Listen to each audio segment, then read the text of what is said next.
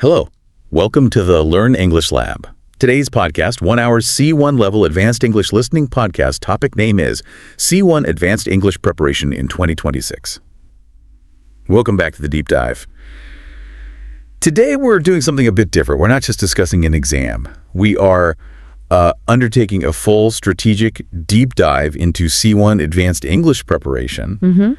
And we're specifically tailoring it for, the dynamic landscape of 2026. Right, because things are changing. This isn't just about scoring well on a test anymore, is it? Not at all. It's about achieving what we're calling a profound transformation in how you actually interact with the world through English. It really is. It's that leap from, intermediate competence to genuine linguistic mastery. When we really analyze the C1 requirement, the goal shifts entirely. How so?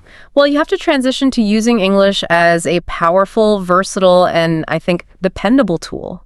This means moving way beyond casual conversation. Right. You're expected to be able to discuss highly complex, abstract ideas, right? Exactly. And critically analyze dense academic and professional texts, express nuanced opinions with genuine confidence and subtlety, and, this is a big one, effortlessly comprehend a vast, diverse range of global accents. That's the benchmark, isn't it? Sophisticated communication and real-world fluency. That's the goal. And that sophisticated standard is our mission today. We're providing you with a custom roadmap to navigate this modern C1 environment.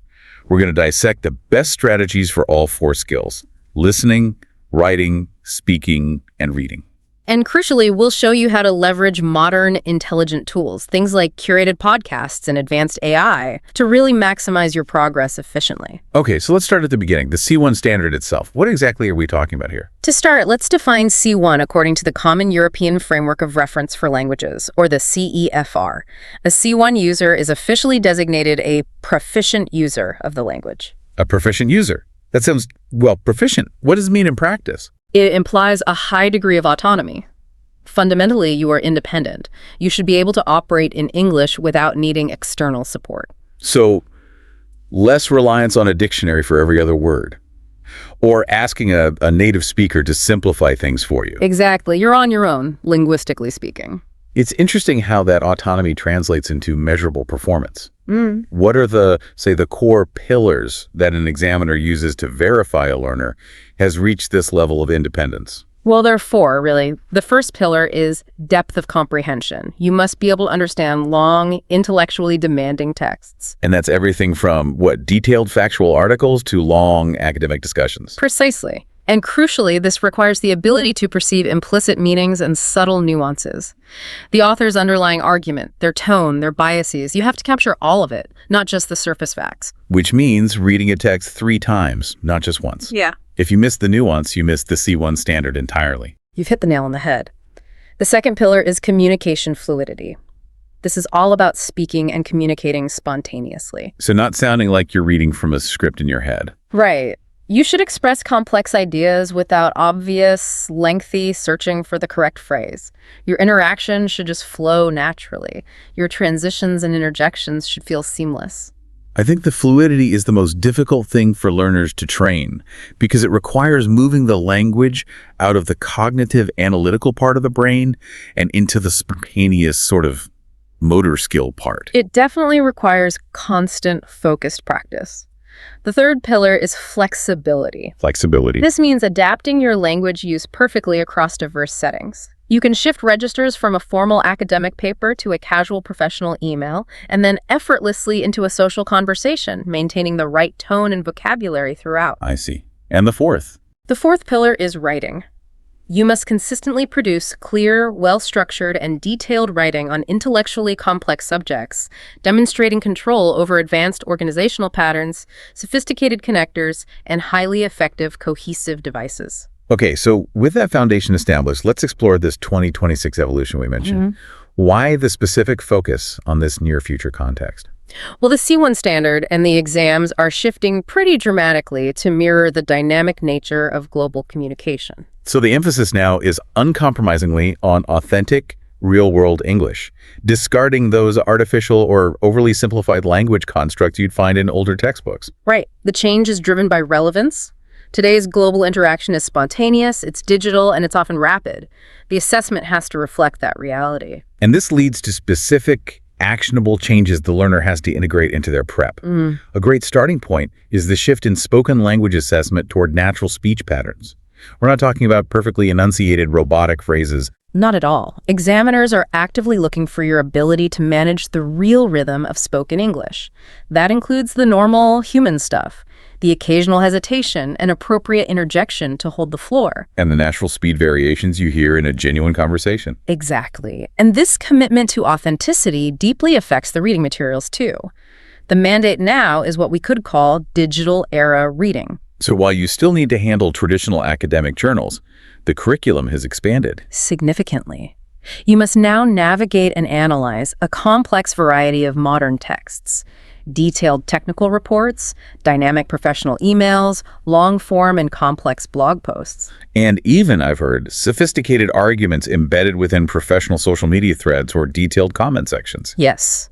The shift is from reading sanitized prose to consuming high-level global media as it actually exists. In the listening section, the challenge is amplified for the same reason. The content is so much more authentic. Oh, absolutely. We're talking about listening practice drawn directly from real-world sources, podcasts with multiple speakers, fast-paced, unscripted interviews, nuanced professional conference talks, and specialized documentaries. And the audio often has inherent difficulties, right? Like diverse accents, rapid pace, maybe some realistic background noise, all forcing genuine C1 level processing. That's the test. And this all leads us to writing. The tasks now demand real-world writing scenarios. If you try to just regurgitate a pre-prepared, memorized template, They'll spot it a mile away. instantly, and it will be penalized. Success requires producing original, coherent, and context-appropriate writing that directly addresses every aspect of the prompt. It has to showcase genuine analytical thought. So if we look at the required skills, it's clearly more than just accumulating more grammar rules or vocabulary lists. What higher order cognitive skills are now, non-negotiable for C1 success? There are 3 essential skills that separate a high C1 performer from a strong B2 student. First, critical thinking. You have to move past simple comprehension. You are expected to analyze, evaluate, and interpret the information. This means understanding implications, identifying logical fallacies, spotting potential bias, and understanding the context of what's presented. That's the difference between saying the article stated X and saying the article suggests X, although its methodology appears, somewhat biased toward Y. That's it, exactly. The second is coherent argumentation. This applies equally to speaking and writing.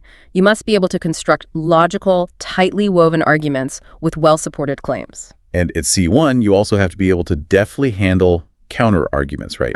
Either by refuting them convincingly or by qualifying your own position. Yes. And the third skill is vital in our information-saturated world. The ability to summarize and evaluate complex information efficiently. Right, so taking a huge report and boiling it down. Absolutely. You need to distill key points from dense source material, say a 2,000-word corporate report, into a few paragraphs, and then offer a reasoned, articulate judgment on the significance of that material. Analysis, evaluation, synthesis, and judgment. Those are the true markers of a proficient user. That's what it all comes down to. Okay, let's focus on that first skill then, listening.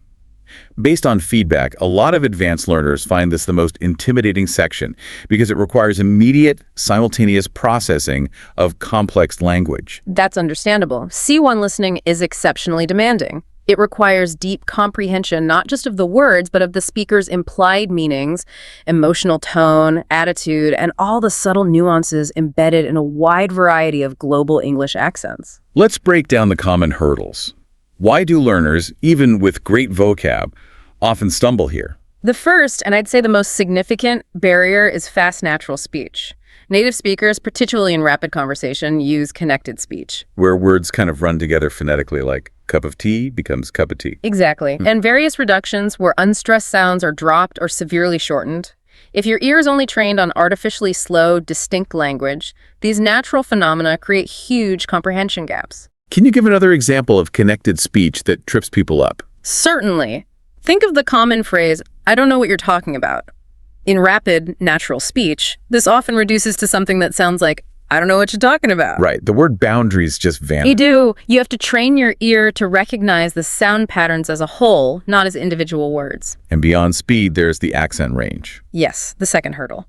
For C1 success in 2026, exposure to a truly broad range of global accents is crucial, not just standard British or general American. So you mean Australian, Canadian, Irish, Scottish? And even international English speakers, each variation requires a different kind of auditory processing. Then there are the subtle layers of meaning. That's the third challenge, inferring implied meaning. Speakers rarely explicitly state, "I am angry." Instead, they hint at their opinions, their skepticism, or approval through specific word choices, pauses, intonation. You have to deduce the subtext constantly. You do. And finally, the challenge of background noise. Real-life audio, and therefore modern C1 assessment, often includes environmental distractions, a slight cough, traffic, a door slamming, which tests your ability to maintain focus. This makes your first strategy, strategy A, real-world immersion, completely indispensable, doesn't it? The 2026 prep rejects those sterile, simplified audios entirely. It has to. You need to be actively engaging with genuine, unedited spoken English intended for native speakers. So what are the best sources?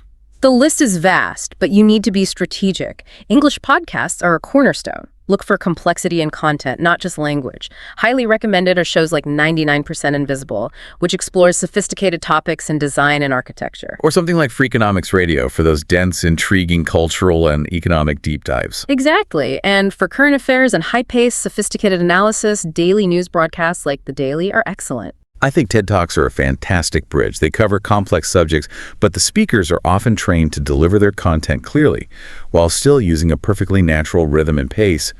They're great training material. Absolutely. And for long-form, unscripted exposure, which is vital, look to YouTube interviews. Even some highly informal channels can provide hours of realistic, fast, multi-speaker conversation flow, forcing you to maintain comprehension over long durations. That brings up a good point. These sources are difficult. It's a bit of a baptism by fire. You're not supposed to understand 100% immediately. Not at all. In fact, if you understand everything the first time, the content is probably not challenging enough for C1. And regarding news, regularly consuming interview and debate segments from major global news channels like Sky News, Al Jazeera English, CBS News, that will train your ear for both formal reporting and rapid-fire informal debate. Which are critical skills. Okay, now let's talk about strategy B, layered listening. This is a targeted three-step technique that moves you from passive reception to active, critical analysis. Yes, layered listening teaches you how to peel back the meaning layer by layer. It prevents that panic that sets in when you miss a detail on the first pass. So step one is listening for general meaning, the big picture. What's the goal here? You listen once, straight through without pausing. Treat it like real life.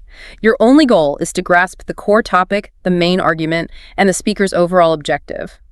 Are they trying to inform, persuade, entertain, or critique? What's a one-sentence summary? And step two, you rewind, and now you're listening for details, the facts. Right. This listen requires active note-taking. You focus intensely on specific, verifiable data, note down all key facts, comparative statements, specific example statistics, any figures mentioned. This ensures your factual base is sound. And then step three, the critical C1 layer. Listening for hidden meaning, the nuance. This is the hardest part, I imagine. It is. It's the intellectual leap. On this third pass, you have to engage critically. Focus on the nonverbal cues and subtle language choices. Listen to the speaker's tone, their specific intonation, their precise vocabulary. Look for implied messages. So, is their tone genuinely optimistic, or is there a subtle thread of skepticism?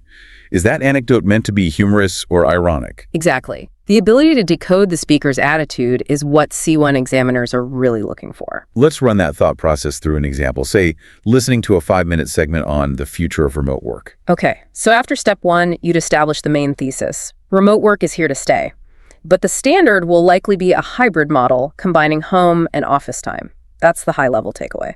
Then, in step two, focusing on the details, you might capture specific data points.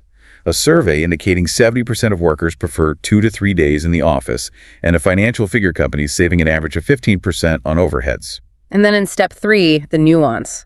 You observe that the speaker repeatedly uses qualifying language when discussing benefits phrases like, while beneficial, it requires stringent management, or there's a persistent, if small, risk.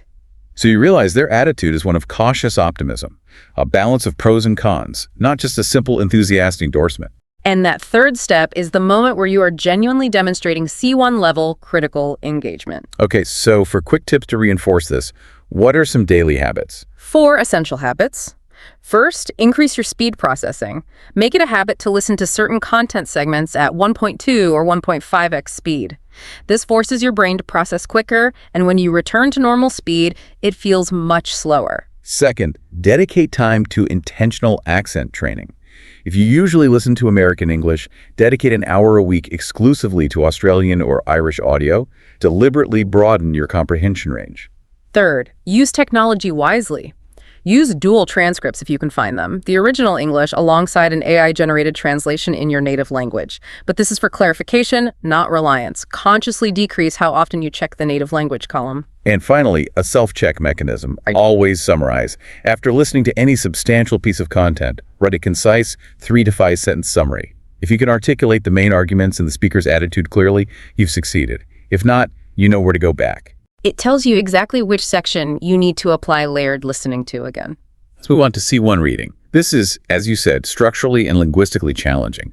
For many learners progressing from B2, it feels like hitting a wall. Why does the difficulty spike so dramatically? The difficulty begins with the structural complexity of the texts themselves. C1 texts frequently employ very intricate grammatical structures. You see these really long sentences, right? Yeah. With multiple embedded clauses all woven together. Yes. And they utilize highly sophisticated connectors and subordinators, words that fundamentally alter the logical relationship between parts of a sentence. If you miss the function of a single connector, like notwithstanding, or on the contrary, you risk completely inverting the author's meaning. And beyond structure, the vocabulary demand is just enormous. It is. We're talking about a broad lexicon that includes high-frequency academic words like paradigm or conjecture and concepts specific to advanced disciplines like sociology or business. And much like listening, deep comprehension hinges on inference. C1 texts are not always explicit. Authors constantly convey messages indirectly. You're required to read between the lines, synthesize subtle clues, and draw sophisticated reasoned conclusions based on context and style. And you must accurately grasp the writer's precise tone and purpose. So, is the writer presenting an objective report? Or are they delivering a fierce critique cloaked in academic language? Are they skeptical? Are they an advocate? Mistaking an author's critical tone for an objective summary can lead to a fundamental misinterpretation of the entire argument. And the range of texts you need to master is vast, covering both traditional academic rigor and contemporary professional necessity. What should a C1 learner prioritize reading daily? They need to be comfortable with highly detailed, dense reports and analyses, the kind you find in finance or scientific research. They need to handle critical reviews of literature, economic policy, technology, understanding the complex evaluative language used, and of course, essay-style texts are a constant. Like academic papers or editorials from high-level publications. And reflecting the 2026 reality, we have to include professional communication. Absolutely. Mastery of formal, detailed emails is essential. Navigating long, complex online articles from reputable sources or specialized academic blogs, and a common blind spot. The ability to read and interpret written analyses of visual data, like graph and chart explanations. To tackle this complexity, we use the active reading method. This is a 4-step system designed to manage that intellectual load. It instills efficiency and focus. Step 1 is previewing the text. This should take up a very small portion of your time, say 5 to 10%. So during the preview, your eyes are moving rapidly. Your goal is structural orientation. Look only at the title, subheadings, the intro, the conclusion, any bolded terms. You're just asking, what is the subject and how is the author organizing their argument? Then step 2 is skimming for the general idea, taking about 20 to 30% of your time. Right. Now you read through the entire text quickly, focusing on the opening and closing sentences of each paragraph. Don't stop to look up vocabulary. Just note it and move on. The goal is to establish the overall message and the author's broad stance. Step 3, another 20 to 30% of the time, is scanning for specific details. This is targeted reading. Yes. You return to the text, actively seeking only specific pieces of information, names, dates, statistics, evidence used to support a claim. You are confirming the factual points. And finally, step 4, the intellectual core, the deep read. This demands the most time and energy, maybe 30 to 50% of your focus. This is a slow, methodical analysis of sentence structure, rhetorical choices, and tone. You are explicitly looking for the writer's underlying agenda, implied messages, or subtle critiques. This is where you connect every intricate detail to the author's final, nuanced position. Let's apply that step forward to an example text about AI and jobs. The statement says, while AI continues to shape global industries, many workers fear displacement. Yet experts argue that automation often creates new roles, provided that societies invest in robust reskilling and upskilling initiatives. Okay. If you're asked to analyze the writer's outlook, a superficial answer would be, the writer thinks AI is good for jobs. But the C1 Deep Read reveals that conditional nature of the argument. Exactly. The positive outcome job creation is not automatic. It is entirely contingent upon a significant proactive investment in large-scale reskilling and upskilling programs. The writer's optimism is fragile. It's tethered to societal action. That qualification is the C1 insight. That distinction, the conditional clause, is often the difference between a high pass and a borderline score. It really is. Now, to integrate this level of practice daily, we have 4 robust tips. First, prioritize quality and quantity. Aim to read 2 to 3 long, challenging articles every single day. From sources known for their sophisticated analysis, like The Economist, Harvard Business Review, or The Atlantic. This consistency builds intellectual stamina. Second, make vocabulary retention an active, demanding process. Simply highlighting a new word is not enough. Right. Once you understand the new word's meaning, immediately force yourself to rewrite 2 or 3 sentences from the text, integrating that new word naturally into your own original prose. This moves the word from passive recognition to active use. Third, constantly practice inference. Turn it into a mental habit. After every paragraph, ask yourself, what is the writer implying here that they haven't written down? You have to look closely at the adjectives and adverbs used. They often reveal the author's attitude, which is the key to inference. And finally, the C1 Vocabulary Journal. This has to be a dedicated, organized tool. Yes. For every high-level word, you need 6 entries. The word itself, its definition, its part of speech, the full sentence from the text, your own original sentence, and critically organized by topic. Organizing by topic like climate change or economic policy helps you activate the precise vocabulary needed when you're speaking or writing on that subject. It's a game changer for recall. Okay, moving on to writing. This is arguably where C1 proficiency is most visibly tested. It's not just about grammatical accuracy. It's about establishing a high degree of sophistication in your expression. Right. It's the difference between being comprehensible and being eloquent. Key elements for a successful C1 essay include mastering sophisticated argumentation and expression. This means a structured essay format, a clear, compelling introduction with a strong thesis, fully developed body paragraphs, and an impactful conclusion. And logical linking is absolutely non-negotiable. The essay has to flow seamlessly. You need consistent, controlled use of a wide variety of cohesive devices to guide the reader. And intellectual rigor is key.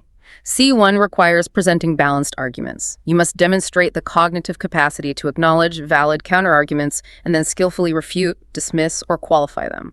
All of this sustained with a consistently formal and academic tone. To achieve this, a robust C1 essay structure provides the necessary scaffolding. Let's detail that framework. The introduction has to be layered.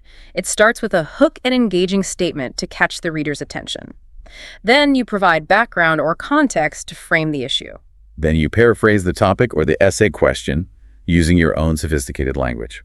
And the final, most important piece is a clear thesis statement that dictates the position your essay will take. Then your body paragraphs must be meticulously constructed. They start with a powerful topic sentence that relates directly to your thesis. This is followed by elaboration, where you explain the idea in greater detail. Then you introduce evidence or an example to support your claim. And you finish with a concluding sentence that summarizes the paragraph's point and links back to the thesis. Right. And here's the element that really distinguishes C1. We strongly recommend including a counterargument, the opposing view, that you immediately refute or qualify within one of your body paragraphs. That shows you've critically engaged with the topic's complexity rather than just arguing a single simplistic position. Exactly. And the conclusion ties it all together. It should summarize your key points, but using distinctly different wording. Then you restate the thesis, again, rephrased. Finally, deliver an implication or a final thought, a recommendation or a prediction to leave the reader with something to consider. Now let's explore the language itself. How do we achieve that sophistication in expression? Let's use the example task. Should social media platforms limit political content? Okay. Consider the vocabulary and phrasing in a high-level introduction. Look for terms that showcase precision. Instead of saying, social media is important for politics, you might write, in an increasingly digital world, social media has unequivocally emerged as a powerful, albeit often contentious, tool for political communication. The use of unequivocally, albeit and contentious, immediately signals C1 proficiency. It does, and the complexity of the argument must be reflected in the grammar. Take the sample argument sentence. One particularly compelling reason to consider implementing certain limitations is the alarming velocity and breadth with which false or misleading information can proliferate across these platforms. The complexity there is in the nominalizations like velocity and breadth, and the dense, specific phrasing, compelling reason, alarming velocity. We are not just stringing simple ideas together, we are defining and refining abstract concepts using highly specialized vocabulary. And for that seamless linking, C1 writers have to abandon basic transition words. You need advanced connectors. Yes. For showing contrast, move beyond but and use. Nonetheless, conversely, for showing addition, use. Furthermore, moreover, concurrently. And for demonstrating result, use. Consequently, hence thus. These tools connect complex ideas and automatically elevate your score. Let's wrap up with 4 key writing tips for the 2026 C1 environment. First, adaptability over memorization. This is so important. Examiners can spot pre-learned material. If the prompt is even slightly unusual, a memorized template will fail. You have to master the principles of structure and argumentation so you can adapt instantly. Second, precision is paramount. Never use a simple, vague word when a precise, high-level, topic-specific alternative exists. Right. If you're writing about environmental issues, you need words like biodiversity loss and anthropogenic effects. For social issues, use digital footprint or algorithmic bias. Third, aim for clarity and complexity. While grammatical complexity is a C1 requirement, the final meaning must be unequivocally clear. Complexity that obscures meaning gets penalized. And finally, use AI as an editor and coach, but always critically. Tools like Grammarly are excellent for flagging issues and suggesting synonyms, but never accept a suggestion blindly. Always confirm it maintains your intended meaning and the C1 standard of formality. It's an assistant, not a ghostwriter. Okay, let's talk about speaking. Speaking at C1 is that transition from simply making sounds to achieving true eloquence. It's about being persuasive and spontaneous. Yes. When examiners listen to a C1 candidate, they're assessing 5 main criteria. First, fluency and spontaneity. Are you speaking at a natural, consistent pace with minimal excessive hesitation? Second is the clear organization and coherence of your thoughts. Can you articulate a complex idea with a clear opening, supporting points, and a concise conclusion? It needs intellectual architecture. Third is vocabulary range. This has to be broad and diverse, including idiomatic language and subject-specific terminology. Fourth, natural pronunciation and stress. Correct word stress and intonation are necessary to sound genuinely native-like. And fifth, the crucial element of justification and elaboration. Can you move beyond simply stating an opinion? Can you provide well-reasoned explanations and relevant examples? To master those longer-term speaking tasks, we strongly recommend the PRP technique. It's a structured method that ensures your response remains clear and comprehensive, even when speaking spontaneously. P stands for point. Start with a clear, concise statement of your central idea. Don't meander. R stands for reason. Immediately explain why you hold that point of view. Provide the logical justification. E stands for example. This is where you substantiate your reason with a concrete, relevant example from personal life, general knowledge, the news. And the final P stands for personal conclusion or paraphrase. Offer a brief summary or a final, insightful thought that reinforces your main idea. It gives your response a neat, elegant closure. Let's apply PRP to a typical C1 prompt. Do you think technology significantly improves the quality of life in today's society? Okay, the point starts strong. Yes, I firmly believe that technology has, on the whole, undoubtedly improved the quality of life for a vast majority of people in contemporary society. Notice the commitment and the high-level vocabulary. The reason follows. My primary reason for this perspective is its transformative impact on accessibility and connectivity. Technology has undeniably increased both convenience and efficiency across almost every domain. Now for the example, which must be specific. For instance, consider the remarkable advancements in medical diagnostics. AI-powered diagnostics can identify subtle patterns in medical imaging with far greater accuracy and speed than human doctors, drastically enhancing treatment outcomes. the personal conclusion, where we add that crucial layer of C1 qualification. Therefore, while it is crucially important to acknowledge the legitimate, complex concerns about privacy infringements, the overall benefits technology offers significantly outweigh its drawbacks. That qualification shows you're not simplistic in your view. Right, and some might argue that using PRP feels too mechanical, but the goal isn't rigid adherence, it's internalizing the structural habit of thoroughness. So when you practice it hundreds of times, your brain naturally organizes your spontaneous thoughts into that logical flow. The fluency comes from the automaticity of the structure. It does, which lets you focus on your vocabulary and rhythm. And speaking of rhythm, 2 final tips. The first is shadowing. This is essential for internalizing the musicality of English. Find a native speaker on a podcast, put on headphones, and try to immediately repeat their words, mimicking their pronunciation, stress, and intonation as closely as possible. It trains your mouth and brain to produce the correct connected sounds. And secondly, focus on thought groups. Instead of speaking word by word, which leads to halting speech, focus on grouping words together as a unit of meaning. And you only pause between these groups.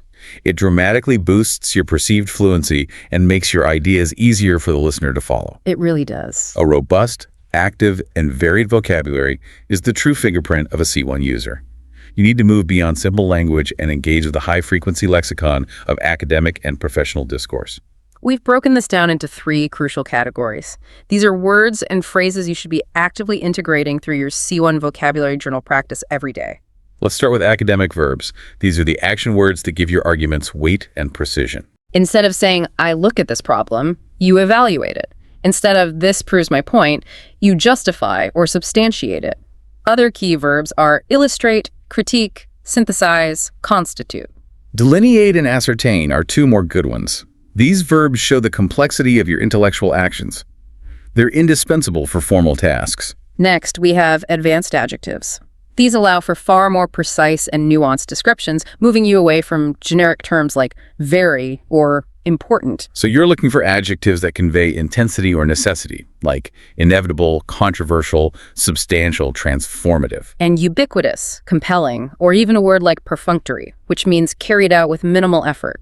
By deploying these, you demonstrate control over the semantic landscape. You paint a much clearer picture. And finally, useful phrases. These are the functional elements that enhance cohesion and natural linking.